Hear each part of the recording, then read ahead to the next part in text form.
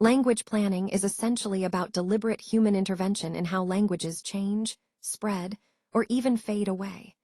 It involves intentionally shaping the way a language looks or functions within a society. When we talk about this, it's important to remember that these efforts often involve formal actions by governments or institutions.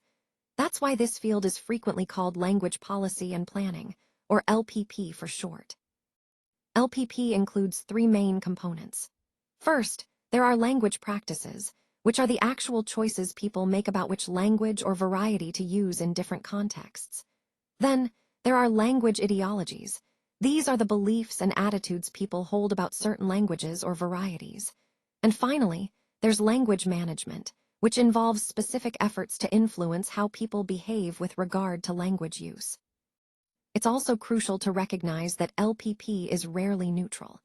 It's often designed to benefit particular groups, usually those in power, rather than serving everyone equally. So, understanding this helps us see how language policies can reinforce social hierarchies, which ties back to the overall theme of how language shapes society. In this slide, we're focusing on status planning, which is all about shaping the social and political roles that a language or variety plays in society.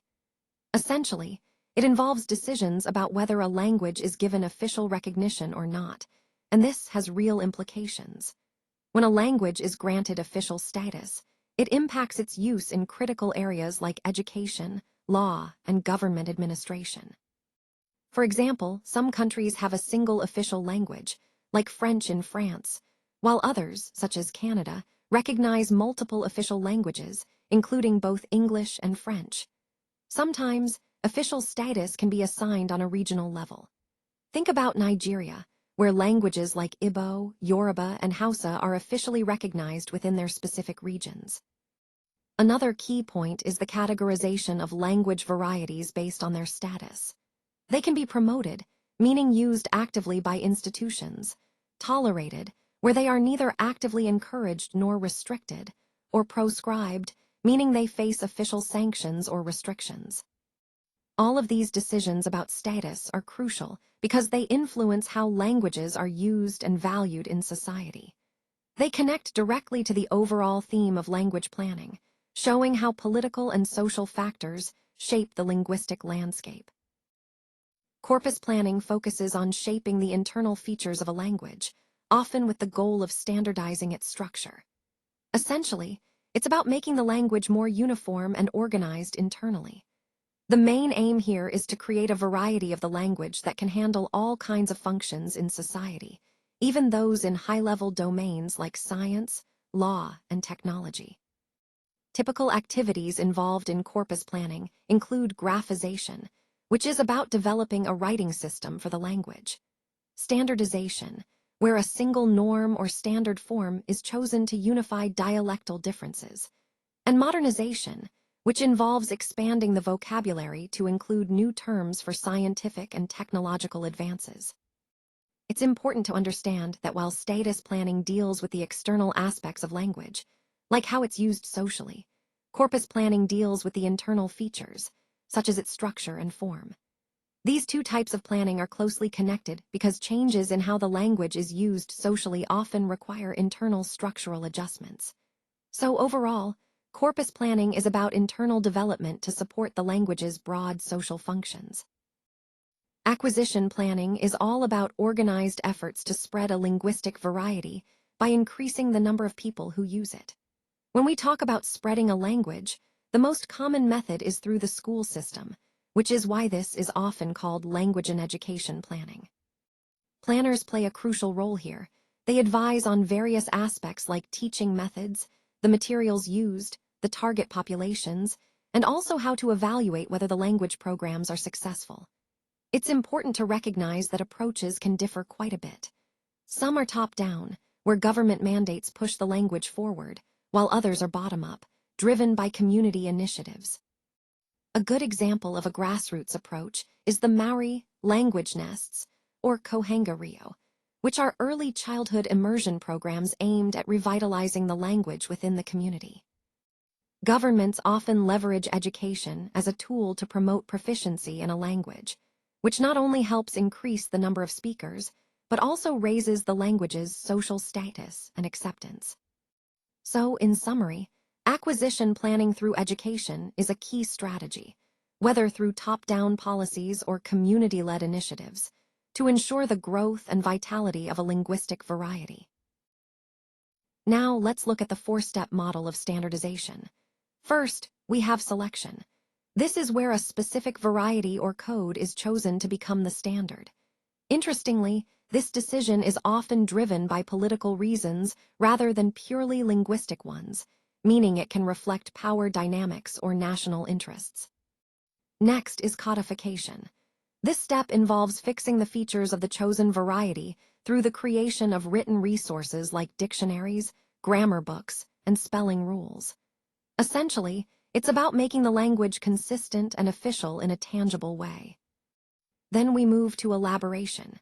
Here, the language is extended into new domains such as government, law, and science. This often requires developing new technical terms, which helps the language serve more specialized functions and adapt to societal needs. Finally, acceptance is crucial. The relevant population must accept the variety as their own. This acceptance is often a symbol of national unity or independence, making the language more than just a tool. It's an identity marker. It's important to note that selection and acceptance are heavily influenced by social and political factors, while codification and elaboration are more about linguistic development. All these steps together show how a language standard isn't just about linguistics, but also about social and political processes. Let's explore the difference between a national language and an official language. A national language is generally the language of a country's political, cultural, and social identity. It acts as a symbol of the nation itself, representing shared heritage and values. On the other hand, an official language is more practical. It's designated by the government for use in administration, legal systems, and official business. In some countries, the same language fulfills both roles, like Japanese in Japan. This means the language is both a symbol of national identity and used officially for government functions. However, in other countries, these roles are distinct to meet both symbolic and practical needs. For example, in the Philippines and Tanzania, English might be used officially for government work, but local languages serve as symbols of cultural identity. It's also important to note that languages can have different types of official status. Sometimes, a language has de facto, meaning in practice, official status, like English in New Zealand. Other times, a language has de jure or legal, official status, such as Maori in New Zealand. This distinction helps us understand how languages function within different legal and social frameworks. So, to sum up, the key difference lies in purpose. National languages symbolize identity, while official languages facilitate governance and administration. Recognizing this helps us appreciate the complex linguistic landscape of many countries around the world. Developing a single national language is a strategy often used to symbolize unity within a nation, under the powerful slogan, "One nation, one language." When this standardization succeeds, it tends to erase local origins and regional differences, signaling that the focus is on national interests rather than local identities. It's important to understand the distinction between autonomous and dependent varieties. Autonomous varieties, which have their own standard norms, are often seen as independent languages, giving them a sense of separate identity. On the other hand, dependent varieties are considered heteronymous. They are viewed as dialects or subordinate forms of a larger language. In some extreme cases, language planning can lead to linguistic subjugation. This is where minority languages are actually banned or suppressed to promote political unification, sometimes at the cost of cultural diversity. However, it's also crucial to recognize that autonomy in language is a cultural and political achievement. Languages or dialects that were once dependent can be elevated to independent status through careful language planning. This process allows communities to preserve their cultural identity while still participating in a unified national framework. Ultimately, the relationship between national identity and linguistic homogeneity is complex. While a common language can foster unity, it's essential to balance that with respect for linguistic diversity and cultural richness. In 1928, Mustafa Kemal Atatürk launched a rapid language reform as part of his broader efforts to modernize Turkey and establish a new national identity. One of the most striking changes was replacing the Arabic script, which had been used for centuries, with a Roman-based orthography. This shift wasn't just about changing letters. It symbolized a break from the Islamic past and a move towards a more secular, modern future. To support this transition, Corpus Planning efforts played a crucial role. These efforts aimed to purge the Turkish language of Arabic and Persian influences, those old loanwords and structures, and to develop new vocabulary, especially for science and technology, making the language more suitable for a modern, industrial society. This language reform is widely regarded as one of the most significant examples of government-led language planning in history. It wasn't just about rewriting the alphabet. It was about creating a standardized linguistic code that would foster a sense of national unity, modernity, and secularism. Ultimately, the goal was to forge a modern, secular, and national identity through a unified language, an essential step in building a cohesive, forward-looking Turkey. This case study of Atatürk's reforms highlights how language policy can serve as a powerful tool for societal transformation. Norway is quite unique when it comes to language because it officially recognizes two standard languages, Bokmål and Nynorsk. Bokmål, which means book language, is mainly derived from the Dano-Norwegian variety that was historically used in urban areas. On the other hand, Nynorsk, meaning New Norwegian, was created by Ivar Aasen in the 19th century. He based it on a range of traditional rural dialects, aiming to develop a distinct Norwegian written language. Both of these standards hold equal official status, which is pretty remarkable, and it means that children in Norway are required to learn both varieties in school. This dual-standard approach really reflects the ongoing tension between urban prestige, which tends to favor Bokmål, and rural identities that cherish Nynorsk. Interestingly, the government remains somewhat ambivalent about the two, often publishing lists of approved words for each variety to support their use. Overall, this system highlights Norway's commitment to respecting both urban and rural linguistic traditions, while maintaining a unified national identity. The disintegration of the Soviet Union in 1990 marked a major turning point, ending central control over languages and opening up new opportunities for these newly independent states to develop their own language policies. During the Soviet era, Russification was a key policy. Russian was established as the lingua franca, used across over 100 different linguistic varieties. This created a dominant linguistic environment that shaped everyday communication and official functions. Now, after the Soviet collapse, countries like Ukraine and Belarus have taken steps to promote their own ethnic and national languages in official domains.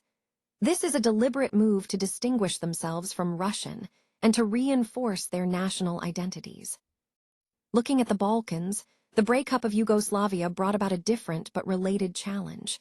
There, we saw what's called lexical cleansing, a process aimed at asserting the independence of Serbian, Croatian, and Bosnian as separate languages. It was a way to establish clear linguistic boundaries and national identities. The overarching challenge for these nations today is balancing the use of their own national languages with the lingering influence of Russian, which was once dominant. They need to redistribute domains of use, deciding where their language should be primary and how to manage Russian's continued presence. This case study underscores how language policies are deeply intertwined with national identity and sovereignty, especially in post-Soviet and post-conflict contexts. It's a fascinating example of how language evolves and adapts in response to political change. Many post-colonial states are really fascinating because they often consist of a mixture of different ethnic groups, and their borders were drawn by colonial powers without much thought for the actual geography or the languages of the people living there. This has led to quite complex national identities. Take Kenya, for example. It's a multilingual country, and to help prevent ethnic conflict, Swahili was chosen as a neutral language that everyone could use as a unifying tool, rather than favoring one ethnic group's language over another. India presents a different but equally complex case. They use what's called a three-language formula. This means they promote regional languages as the mother tongue, use Hindi as a national lingua franca, and also recognize English for its global importance. It's a way to balance local identities with national unity and international connectivity. Then we have Singapore, which officially recognizes 4 languages: English, Mandarin, Malay, and Tamil. This reflects its diverse population and is a key part of its national identity. All of these examples illustrate a common challenge. How do these states maintain their cultural and linguistic identities while also competing economically on a global scale? They often have to find a delicate balance between respecting local identities and fostering national unity, all while making themselves attractive and competitive in the international arena. This is a central theme in understanding the political geography of post-colonial and multilingual states. Let's talk about what a linguistic landscape really is. Basically, it refers to the public texts we see around us, signs, billboards, advertisements, that we can observe in their physical and social context.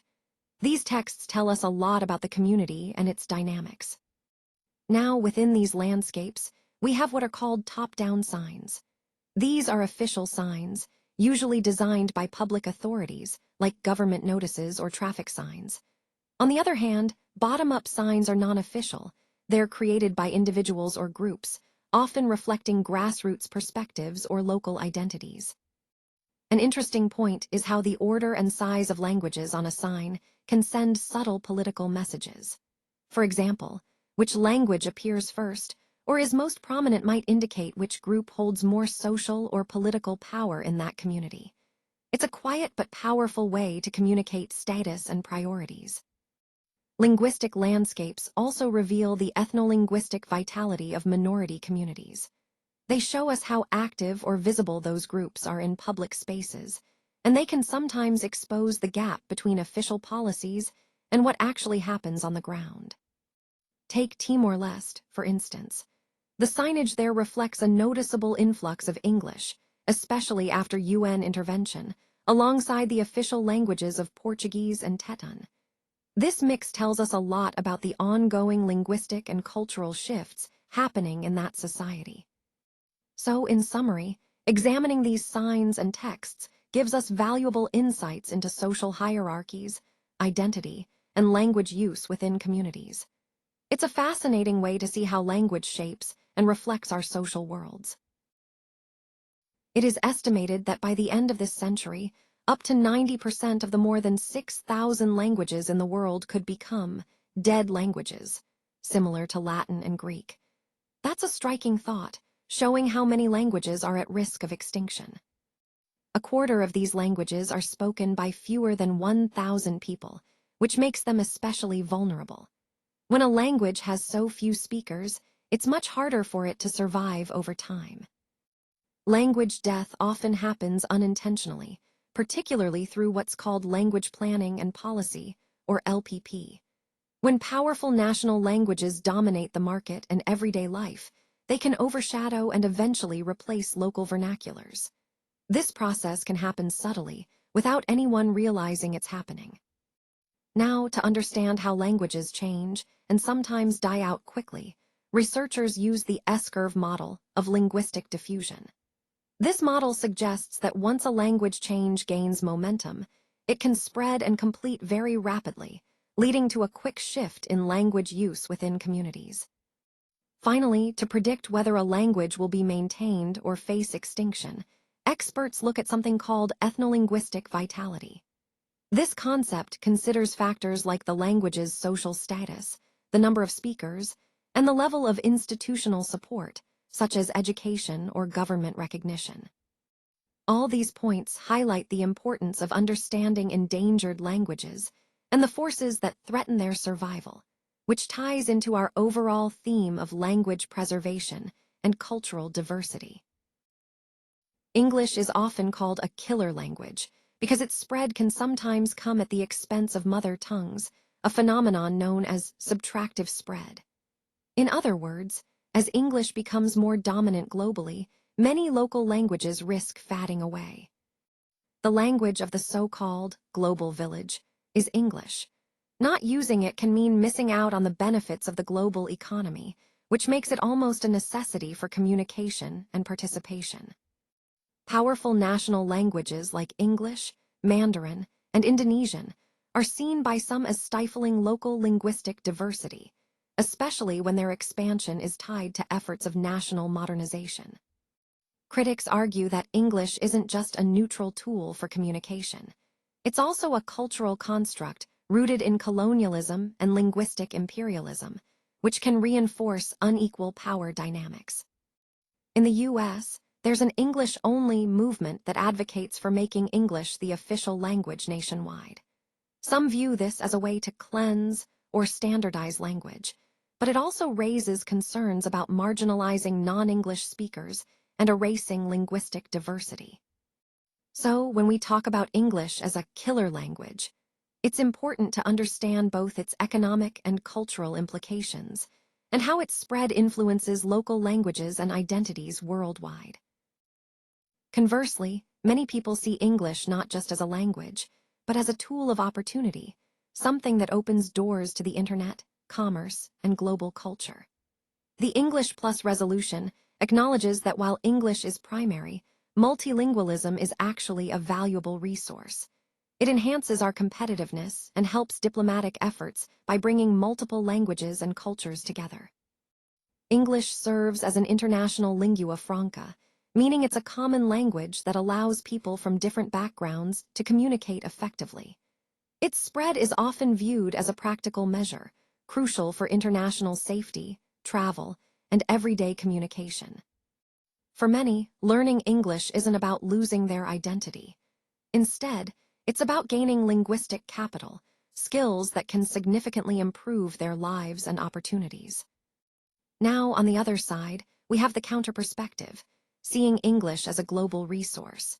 It's not just about one language dominating, but about recognizing the importance of multilingualism and the benefits it brings.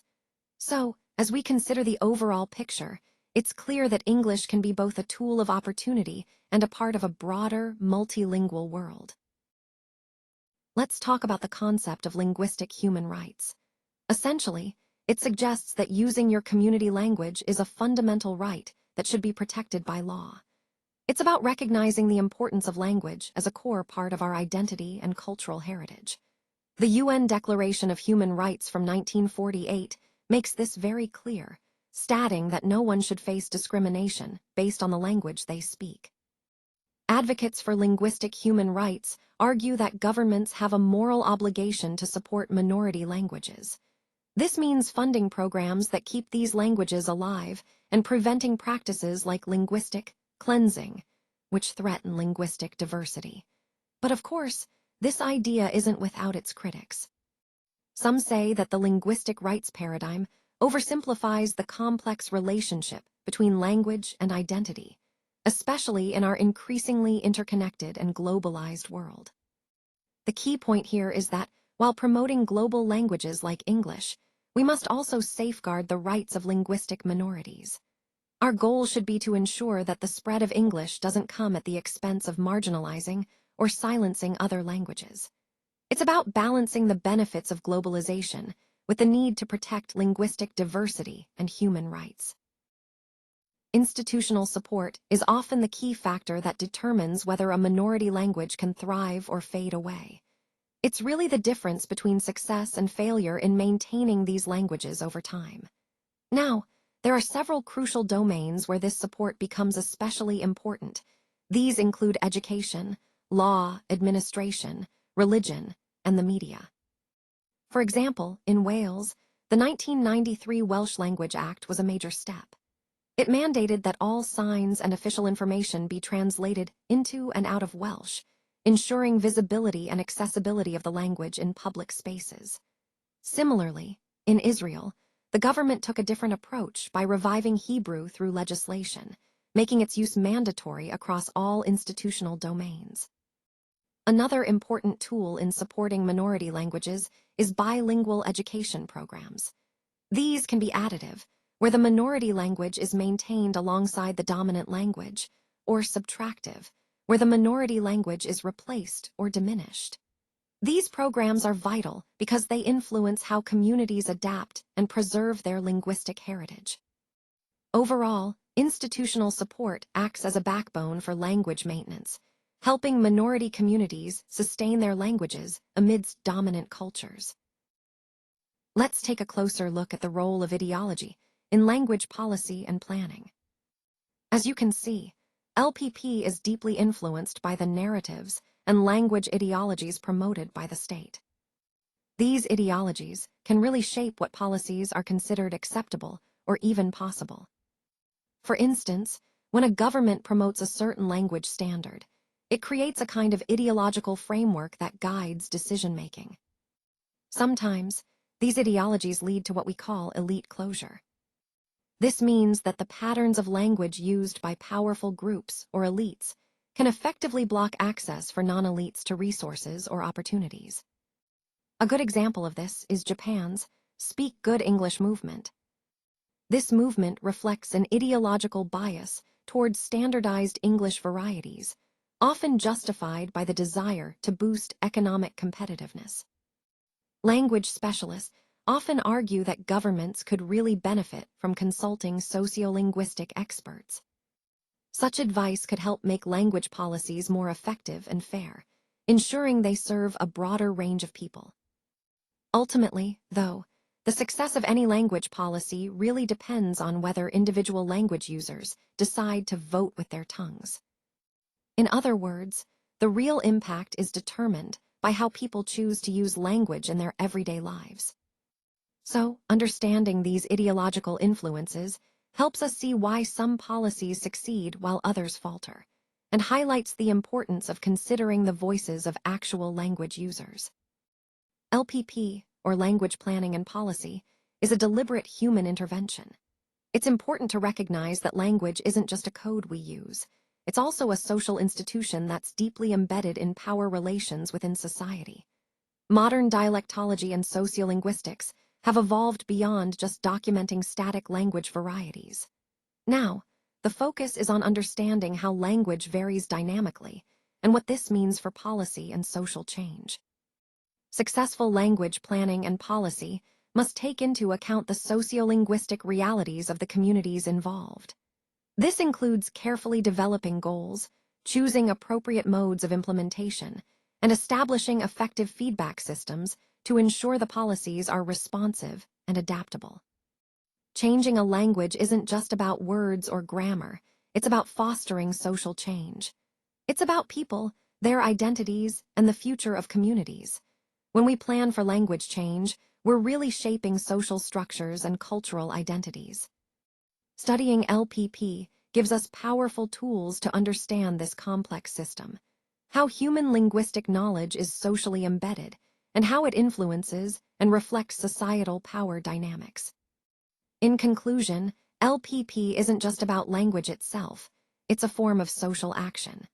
It's a way we can influence social structures, promote equity, and support the development of inclusive communities through thoughtful language policy.